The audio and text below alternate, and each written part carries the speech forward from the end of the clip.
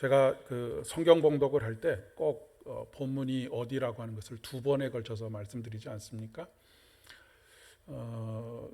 이상하게 생각하실 수도 있고 굳이 저렇게 두 번 반복해서 이야기하느냐라고 생각하실 수도 있겠는데, 제가 오래전에 부목사를 할 때 경험 때문에 꼭 그렇게 하고 있습니다. 왜냐하면 젊은 사람은 그냥 한 번만 이야기해도 빨리빨리 반응해서 말씀을 찾아내는데, 새벽 기도회 때 또 이렇게 졸리는 상황이기도 하고 막 이런데 한 번만 말씀드리고 지나갔더니 여러분이 말씀하시기를 두 번 정도는 말씀해 주셔야 저희들이 찾는데도 시간이 걸리고 그렇습니다 라고 말씀하셔서, 그때 이후로는 꼭 말씀을 두 번 반복해서 말씀을 드립니다.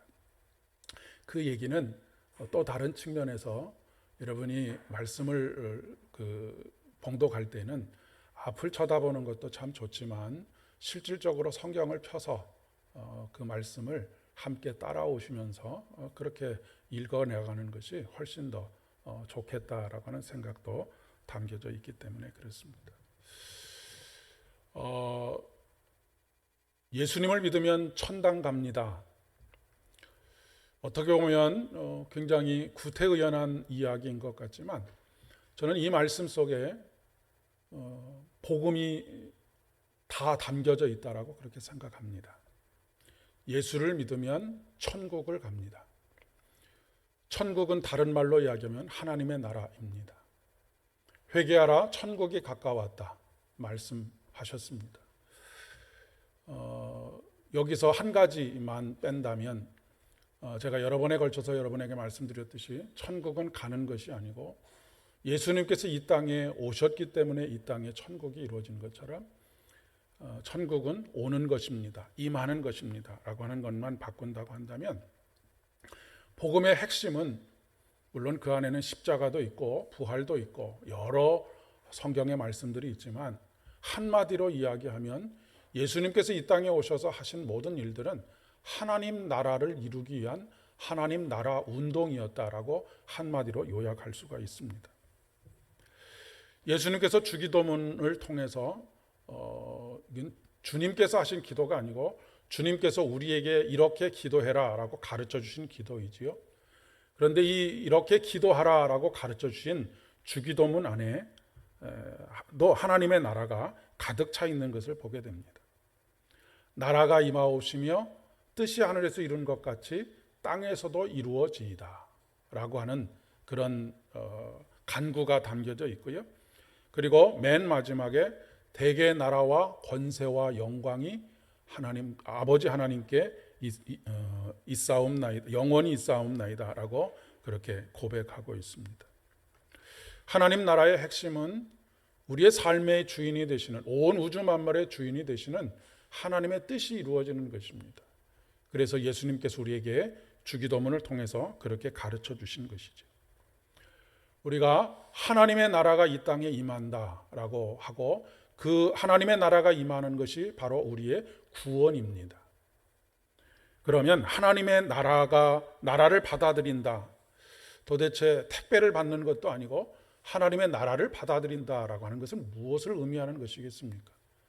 하나님이 우리의 삶의 주인이 되신다라고 하는 것을 고백하는 것입니다. 그리고 온 우주 만물의 주인이 된다라고 하는 것을 의미하는 것이죠. 하나님의 뜻이 아닌 다른 것이 이루어지는 것은 하나님의 나라가 아닙니다. 여러분, 우리가 세상이라고 할 때 왜 세상이라고 하느냐면, 세상은 하나님의 뜻과는 전혀 무관하게 권력자에 의해서나 힘 있는 사람에 의해서나 아니면 어떤 위에 있는 사람에 의해서 좌지우지되는 그런 세상을 세상이라고 부르는 것입니다. 교회 밖이 세상이 아니고 어느 곳이 되었든지 간에 하나님의 뜻이 이루어지지 않는 곳, 그 하나님의 뜻이 이루어지도록 애쓰지 않는 곳은 세상인 것이죠. 그래서 교회 안에서 세상을 경험하기도 하고 신앙의 가정에서 세상을 경험하기도 하게 되는 이유가 바로 여기 있다라고 이야기할 수 있겠습니다. 하나님의 뜻이 이루어지는 것이 아니라고 한다면 하나님의 나라, 곧 천국하고는 전혀 상관없는 것이 되고 마는 것이죠. 우리 스스로 한번 저 스스로도 그렇고 점검해 볼 필요가 있겠습니다. 나는 나 스스로 하나님의 뜻이 내 삶을 통해서 이루어지기를 위하여서 오늘도 살고 있는지, 오늘도 내 가정이, 우리 가정이 하나님의 뜻을 이루는 삶을 살기 위해서 살고 있는지, 아니면 우리 교회가, 아니면 우리 일터가 그러한가 하는 것을 스스로에게 물어야 하겠다라고 하는 그런 이야기입니다. 베드로전서 2장 9절의 말씀에 오직 너희는 택하신 족속이요 왕같은 제사장이요 거룩한 나라요 하나님의 소유된 백성이다 라고 말씀하십니다. 거룩한 나라, 소유된 백성, 바로 우리 가운데 하나님의 나라가 임하고 우리가 그의 소유된 백성, 소유라고 하는 개념은 종과 주인의 관계에서 맺어지는 관계라고 이야기할 수가 있겠습니다. 그렇기 때문에 소유된 백성이 된다라고 하는 것은 바로 하나님의 통치, 하나님의 뜻을 받아들이는 것입니다. 이사야 선지자는 이 하나님의 나라를 꿈꿨던 사람입니다. 성경에 나오는 모든 선지자들은 다 하나님의 나라를 꿈꾸는 사람들이죠. 왜요? 그들은 이 땅에 하나님의 나라가 실현되기를 목 놓아서 외쳤던 사람들이기 때문에 그렇습니다. 그리고 이사야는 특별히 그 하나님의 나라를 구체적인 그림으로 우리에게 보여주고 있는 사람입니다. 그 하나님의 나라는 나라를 빼앗기고 망한 이스라엘 백성들에게 위로와 소망을 주었습니다. 이사야 선지자의 피를 토하는 듯한 외침을 통하여서 선포된 하나님의 나라가 절망 가운데 있었던, 깊은 슬픔 가운데 있었던 이스라엘 백성들에게 소망을 주고 눈물을 씻기고 기쁨으로 춤추게 만드는 그런 복음의 소식이 되었다라고 하는 것입니다. 우리에게 위로와 소망을 주는 것도 다른 것이 아닙니다. 우리로 하여금 절망에서 일어나게 하는 것도 다른 것이 아닙니다. 우리에게 살아갈 소망을 가지게 하는 것도 다른 것이 아닙니다. 바로 그분의 나라가 임하는 것이고 그분을 우리의 삶으로 고백하게 될 때 일어나는 일들이라고 이야기할 수 있겠습니다. 그분의 뜻이 하늘에서 이룬 것처럼 우리의 삶에서, 우리의 가정에서, 우리의 일터에서, 우리 교회 안에서, 그리고 우리가 살아가는 모든 삶의 자리에서 이루어지는 바로 그 순간입니다. 이사야서 35장 5절과 6절에 이렇게 시작하고 있죠. 그때에 또 그때에로 시작하고 있습니다. 그때는 어느 때입니까? 하나님의 나라가 임하는 때입니다. 그때에 무슨 일이 일어나느냐면 치료와 회복이 일어나고 있습니다. 그때에 맹인의 눈이 밝을 것이며 못 듣는 사람의 귀가 열릴 것이며 그때에 저는 자는 사슴같이 뛸 것이며 말 못하는 자의 혀는 노래하리니 이는 광야에서 물이 솟겠고 사막에서 시내가 흐를 것임이라. 뜨거운 사막이 변하여 못이 될 것이며 메마른 땅이 변하여 원천이 될 것이며. 우리는 이 말씀을 단지 저는 사람의 육체가 더 이상 절지 않게 되고 보지 못했던 사람이 다시 보게 되는 육체적인 어떤 치료와 회복의 역사로만 생각하기 쉬운데 이 안에는 더욱 깊은 뜻이 담겨져 있습니다. 여기 기록된 사람들, 눈이 앞이 보이지 않는 사람들, 그리고 다리를 절개된 사람들 뿐만 아니라 귀가 들리지 않는 사람들,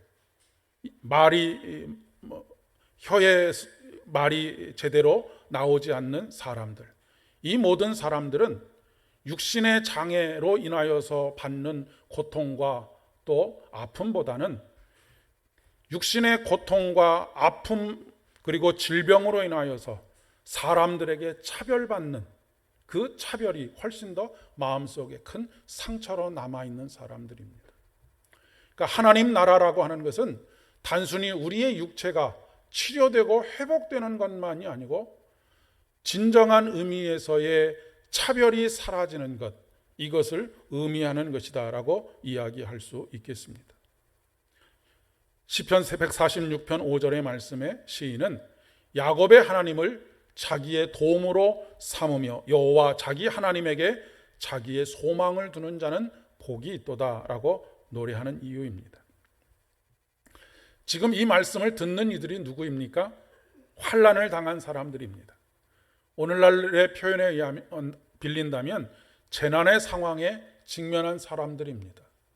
오늘 제가 재난의 시대 또 교회의 역할이라고 말씀의 제목을 삼은 이유도 여기 있습니다. 이 사람들은 마음의 억울함과 원통함을 가지고 살아가는 사람들입니다. 매일 밤을 눈물로 지새우는 사람들입니다. 오늘 마가복음 7장의 말씀에 보면 귀신 들린 사람입니다. 귀먹고 말을 더듬는 사람입니다.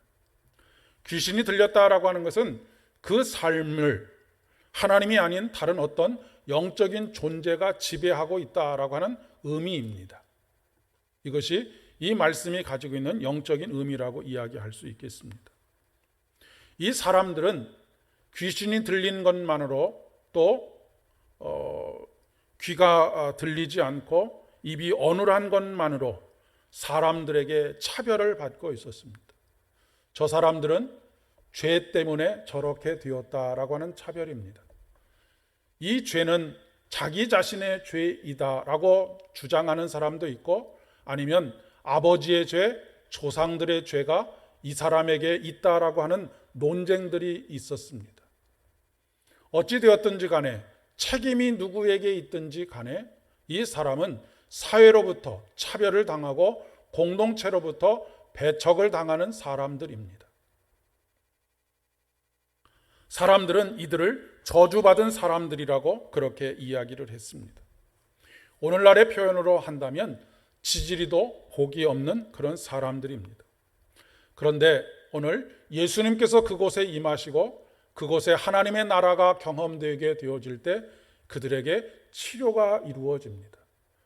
그 치료는 단순히 육체의 질병이 나았다라고 하는 의미이기보다는 그 의미를 넘어서는 이제는 더 이상 공동체에서 배척당하지 않고 그 공동체에서 받아들여지는 사람이 되었다라고 하는 것을 의미하는 것입니다.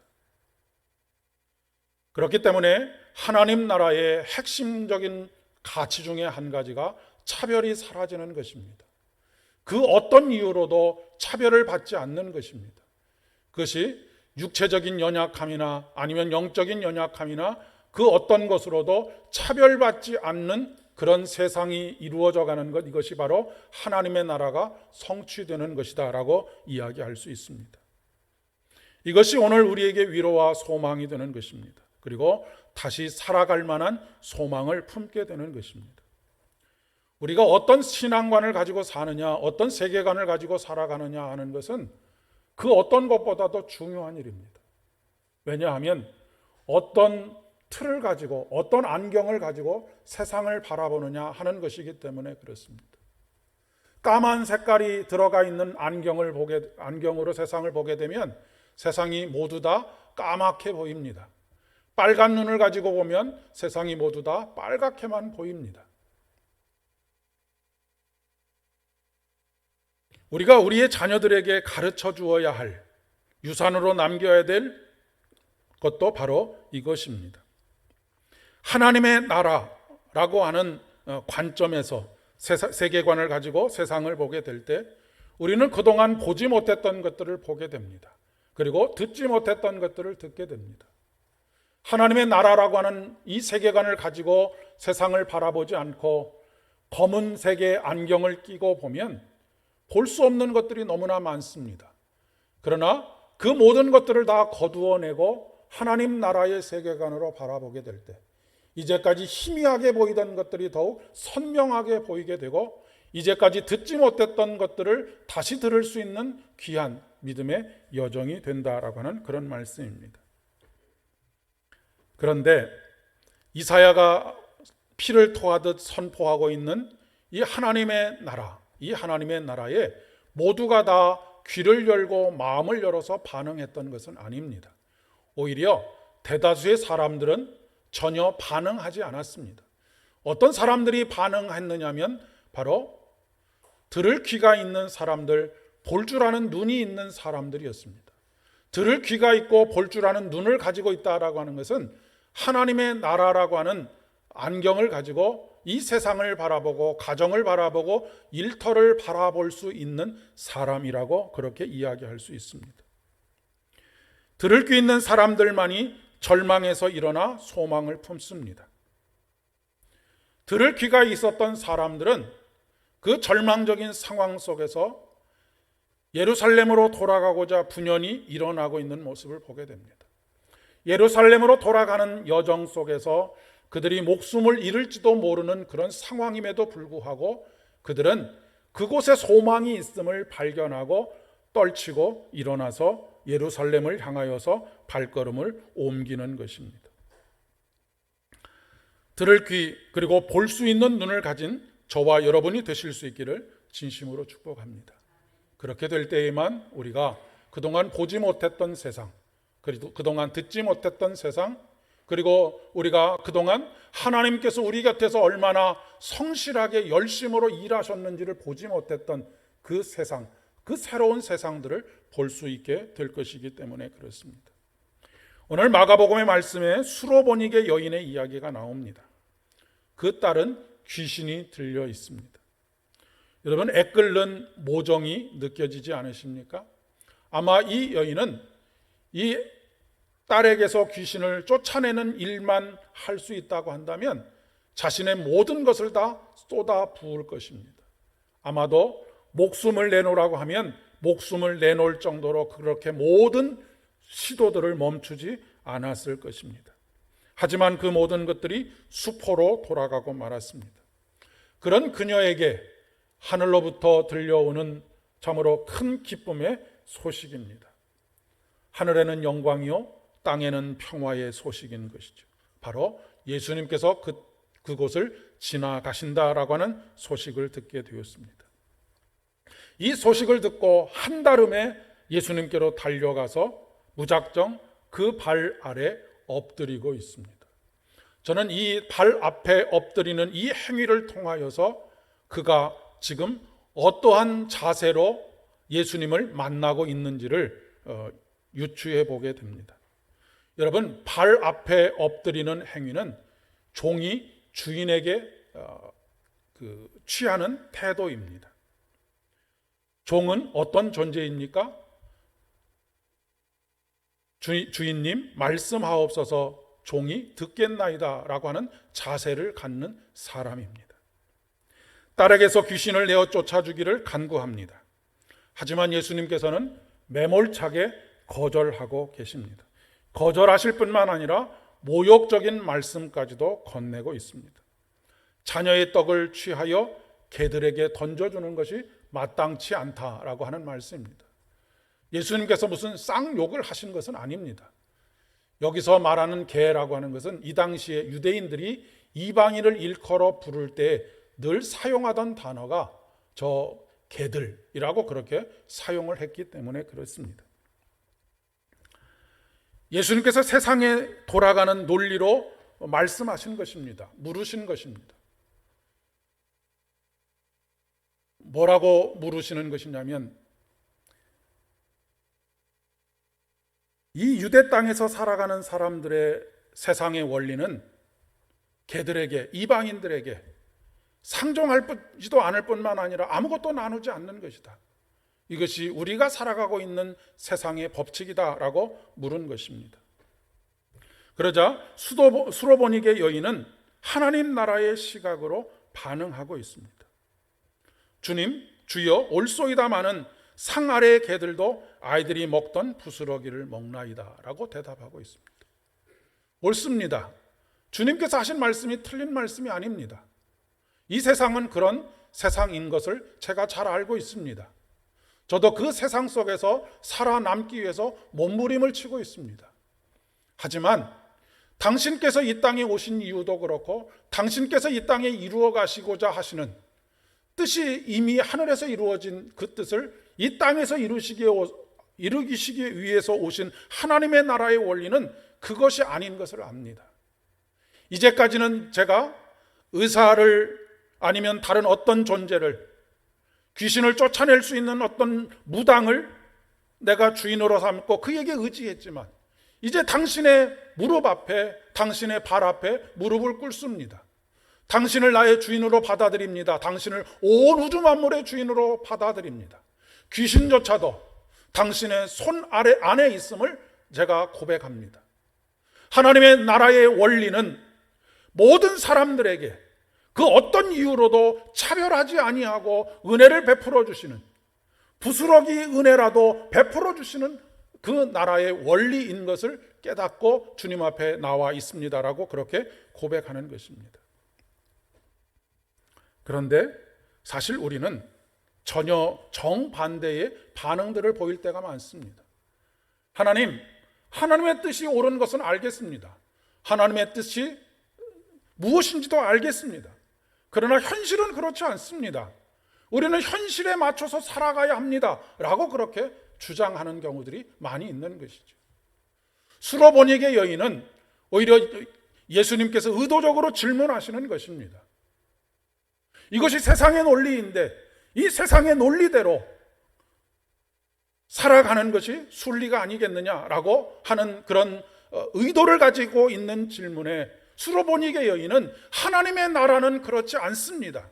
하나님의 나라는 은혜로 모든 것들이 베풀어지는 나라입니다라고 반응했는데 우리는 오히려 하나님의 말씀이 옳은 것은 압니다. 하지만 현실은 그렇지 않습니다. 그러니 현실 속에서는 세상의 논리대로 살아가야 합니다라고 그렇게 말한다라고 하는 그런 이야기입니다. 하나님의 나라의 원리는 개에게조차도 은혜를 베풀어 주시는 그런 나라입니다. 하나님 나라에서는 그 어떤 이유로도 은혜에서 배척당하는 사람이 없습니다. 그 사람이 죄인이라고 하는 이유로, 그 사람이 질병을 가지고 있다는 이유로, 그 사람이 능력이 부족하다는 이유로, 그 사람이 그 어떤 신분과 처지와 형편에 있다는 이유로 배척당하지 않는 나라가 바로 하나님의 나라라고 하는 이야기입니다. 여기서 달라진 것은 단 한 가지입니다. 주인이 달라진 것입니다. 누구를 주인으로 고백하느냐에 따라서 이 모든 판이 완전히 뒤집힌 것입니다. 이어서 데가볼리 지방을 통과하여 갈릴리 호수에 이르렀을 때 귀먹고 말을 더듬는 자를 데리고 예수님께 나와서 안수해 주시기를 간구합니다. 여러분, 귀를 먹었다라고 하는 것이 상징하는 바가 무엇이겠습니까? 이제까지 듣지 못했다, 들을 수 있는 귀를 가지고 있지 못했다라고 하는 그런 의미이겠습니다. 그를 향하여서 예수님께서 에바다라고 명령하십니다. 에바다는 열려라라고 하는 뜻을 가지고 있습니다. 오늘 하나님께서 우리에게도 말씀하십니다. 에바다, 들을 귀를 가지고 있지 못했던, 귀가 들리지 않았던 사람들, 그렇기 때문에 명백하게 내가 믿는 하나님은 이런 하나님이고 내가 믿는 하나님께서 만들어 가시는 세상은 이런 세상이다라고 세상을 향하여서 선포하지 못했던 어눌한 입술이었던 우리들에게 이제는 귀가 열리고 입이 풀려져라 라고 말씀하고 계시는 것입니다. 야고보 사도는 오늘 이렇게 말씀하십니다. 내 형제들아, 영광의 주 곧 우리 주 예수 그리스도에 대한 믿음을 가졌으니 사람을 차별하여 대하지 말라라고 하는 말씀을 하고 있습니다. 사람을 차별하지 말라라고 하는 것을 전제로 하는 것이 무엇입니까? 영광의 주 곧 우리 주 예수 그리스도에 대한 믿음을 가졌으니입니다. 우리 주 예수 그리스도에 대한 믿음을 가졌다라고 하는 말의 의미가 무엇입니까? 하나님의 나라를 받아들였다. 그분을 나의 삶의 주인으로 고백하고 있다. 그러니 나의 삶으로 고백한 사람들은 사람을 절대로 차별해서는 안 된다라고 하는 것을 이야기하고 있는 것입니다. 그런데 그러면서 부자와 가난한 자를 판단하지 말라라고 말씀하고 있습니다. 아주 고급스러운 옷을 입은 사람들을 주목하여서 자리를 내어주고 이곳에 앉으십시오. 남루하고 가난한 옷을 입고 온 사람에게는 당신은 서 있든지 아니면 다른 어떤 곳에 가서 앉든지 당신 마음대로 하시오 라고 하는 그런 차별을 하면 안 된다라고 말씀하고 있습니다. 그리고 그것은 오늘 말씀에 4절의 말씀에 그것은 악한 생각으로 판단하는 것이다 라고 말씀하고 계시는 것을 보게 됩니다. 악한 생각이다 라고 말씀하고 계십니다. 이런 야고보 사도가 왜 믿음을 가진 사람들에게 차별하여 대하지 말라라고 했을까요? 야고보 사도가 살아가고 있는 또 야고보 공동체 안에 믿음으로 하나님의 구원을 경험했다라고 찬양하고 예배하고 선교하고 봉사하는 그들 안에 사람에 대한 차별이 엄연히 존재하고 있었음을 이야기하고 있는 것입니다. 특별히 이 당시에는 통계에 의하면 노예가 절반 이상이 되었을 것이다 라고 한다면 그들 공동체 안에는 어떤 차별이 있었겠습니까? 대표적으로 주인과 종이 차별을 받았을 것입니다. 주인은 우대받았을 것이고 종들은 차별을 받았을 것입니다. 우리나라의 초대 교회의 모습 속에서도 남녀의 유별함과 그로 인한 차별들이 엄연히 존재했던 것을 여러분 아시죠? 이전에 지었던 교회 예배당 건물들 중에 지금과 같이 이렇게 예배당이 만들어지지 않고 사선으로 남자와 여자가 서로 떨어져 앉아 있을 뿐만 아니라 서로 보지 못하도록 하는 예배당의 형태들을 가지고 있었던 것을 기억하시는 분들이 많이 계실 것입니다.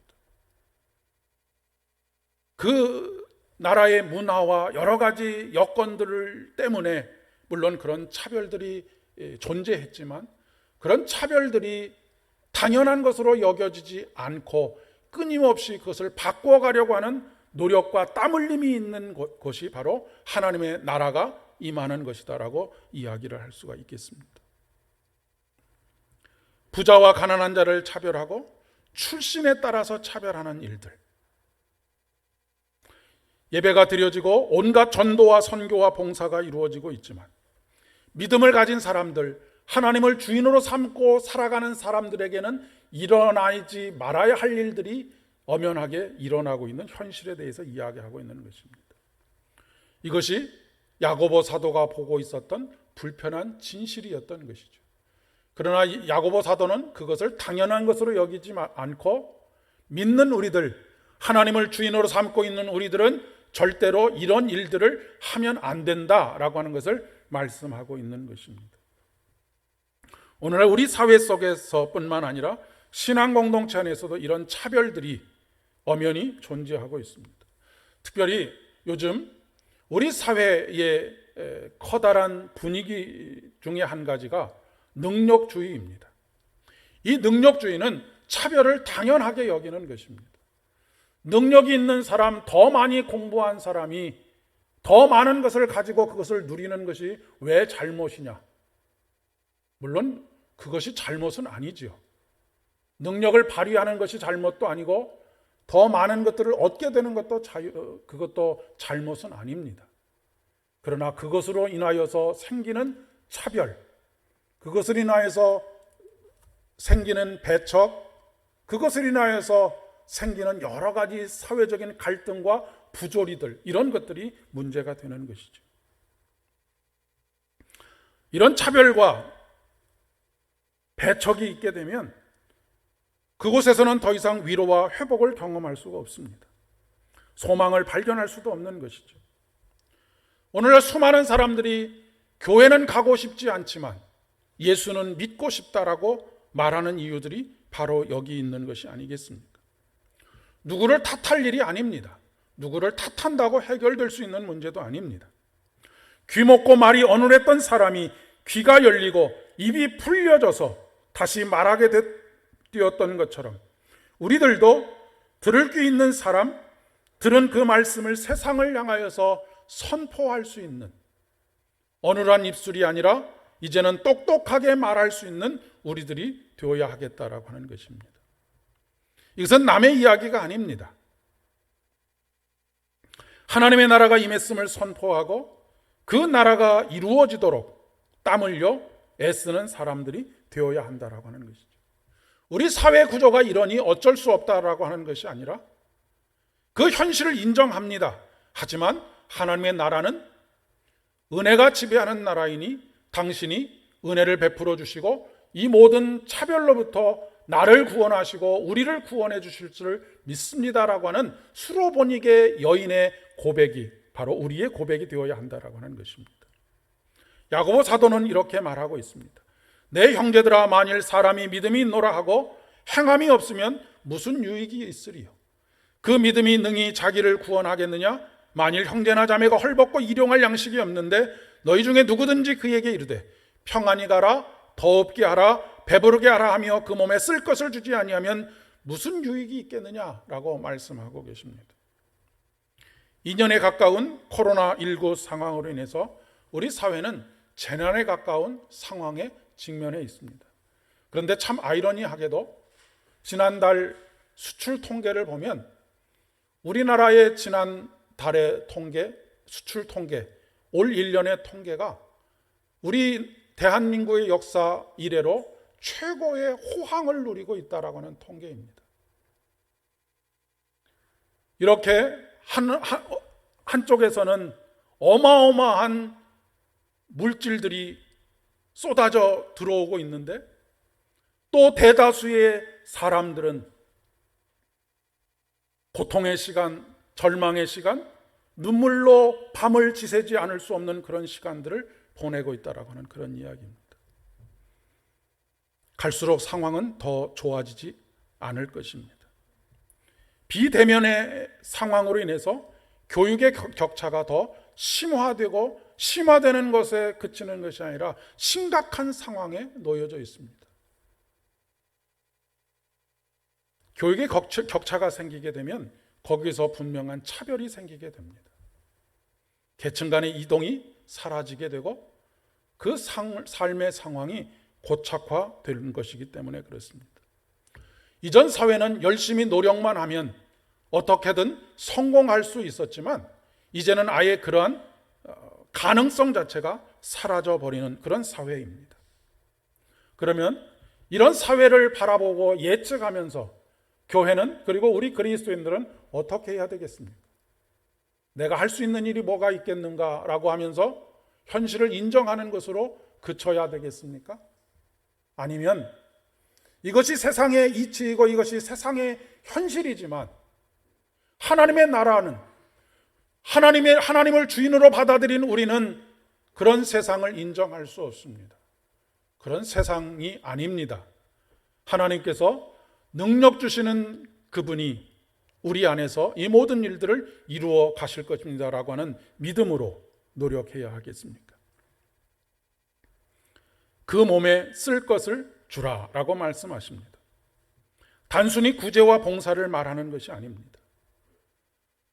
여러분, 이것을 구제와 봉사라고 하는 눈으로 바라보게 되면 그저 그것으로밖에 끝나지 않습니다. 그러나 이것이 하나님 나라의 차별을 없애고 하나님 나라를 온전히 회복하고자 하는 하나님 나라의 운동으로 바라보게 된다고 한다면 전혀 다른 시각으로 대할 수 있게 될 것입니다. 그것은 바로 율법을 듣는 자가 아니라 율법을 행하는 자가 되는 것입니다. 저는 매일 새벽마다 우리 삼보교회가 이런 교회가 되게 해달라고 기도하고 있습니다. 아니, 더 구체적으로는 하나님께서 주인이 되셔서 이 땅에 그 모든 차별과 차별로 인한 눈물과 배척이 완화되어지고 사라지도록 하는 이 일에 우리가 쓰임을 받을 수 있는 사람, 쓰임을 받을 수 있는 교회 되게 해달라고 하는 기도입니다. 우리 삼보교회를 통해서 이 마을이 그리고 상처를 부둥켜 안고 살아가고 절망 속에서 눈물로 밤을 지새고 있는 이들의 마음과 생각과 육체를 치료하고 회복하는 그런 하나님 나라의 회복이 마을 곳곳에서 일어나게 되기를 소망합니다. 지역아동센터를 시작하게 된 이유도 그렇고요. 뿐만 아니라 연로하신 어르신들이 남겨져 있는 물질이나 아니면 여러 가지 상황들로 인하여서 외롭게 살고 또한 고통스럽게 삶의 순간순간들을 이어가야 하는 그 모든 일들을 치료하고 회복하는 일들이 어찌 나라에 맡겨 놓아야만 할 일이겠습니까? 하나님 나라가 우리 가운데 임하게 될 때에 이런 치료와 회복이 일어나야 되는 것 아니겠습니까? 우리나라가 일본을 한 20년 뒤처져서 따라간다고 하는데 지금 일본의 상황이 고독사가 심각합니다. 아무도 돌봐주는 손길이 없고 아무도 그 마음을 위로하고 오늘도 살아있는 소망을 발견할 수 없도록 되어진 그 세상. 물론 저와 여러분의 능력이 아주 미미하다라고 하는 것을 잘 알고 있습니다. 그러나 제가 언젠가 바늘로 코끼리를 죽이는 방법을 알려드린 적이 있죠. 어떻게 하면 바늘로 코끼리를 죽일 수 있습니까? 죽을 때까지 찌르면 된다라고 그렇게 말씀을 드린 적이 있습니다. 무모한 일인 것 같습니다. 계란으로 바위를 치는 것과 같은 일이라고 생각합니다. 그러나 끊임없이 계란으로 바위를 치다 보면 어느 순간에는 그 바위가 깨트려질 것입니다. 떨어지는 한 방울의 물이 바위를 어떻게 뚫을 수 있겠느냐? 그러나 연이어서 떨어지는 한 방울의 물은 어느 순간에 바위에 구멍을 뚫는 것과 마찬가지입니다. 우리의 현실은 거대한 벽과 같습니다. 도저히 우리로서는 이 현실을 바꾸는 것이 불가능한 것처럼 그렇게 느껴질 수 있습니다. 그러나 우리가 포기하지 아니하고 하나님의 말씀을 이 땅에 이루는 그 일, 우리의 주인 되시는 예수 그리스도, 그분의 말씀에 순종하여 그 일을 감당하기를 멈추지 않을 때 분명 이 땅에서 하나님의 나라를 날마다 경험하면서 살게 되는 큰 기쁨이 있을 줄을 믿습니다. 함께 기도드리겠습니다. 은혜가 풍성하신 아버지 하나님, 감사를 드립니다. 오늘도 입으로만 하나님께서 우리의 주인 되신 것을 고백하지 않게 하시고 주여 말씀하옵소서, 주의 종이 듣겠나이다 라고 하는 믿음의 자세로 주님 발 아래 엎드려 주님께서 명령하시고 행하실 그 일들을 온전히 우리의 삶 속에서 주님의 손과 발이 되어 일하는 우리들 되어질 수 있도록 은총을 더하여 주옵소서. 예수님의 이름으로 기도드립니다.